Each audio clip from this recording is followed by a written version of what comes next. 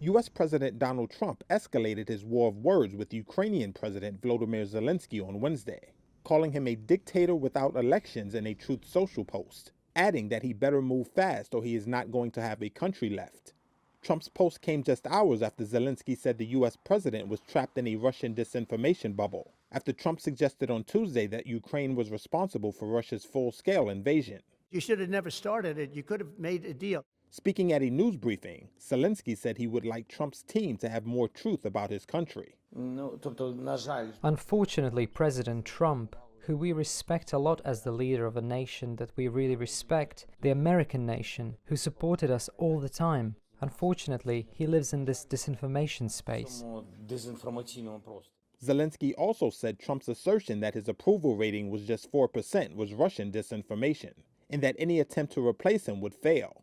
An early February poll from the Kyiv International Institute of Sociology shows 57% of Ukrainians trust their president. Trump's comments criticizing Zelensky come as the war between Ukraine and Russia nears its 3-year mark, following Russia's invasion on February 24, 2022. Russia has seized some 20% of Ukraine and is slowly but steadily gaining more territory in the east. Zelensky's 5-year term was supposed to end in 2024. But presidential and parliamentary elections cannot be held under martial law, which Ukraine imposed in February 2022 in response to Russia's invasion.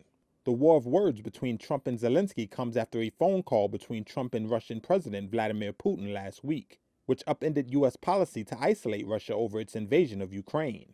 It also follows talks between senior U.S. and Russian officials on ending the war that did not include Ukraine or Europe.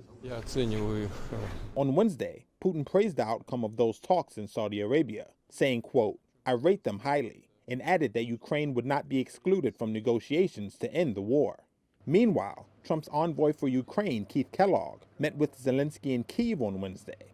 He told reporters he was there to listen and said he understood Ukraine's need for security guarantees.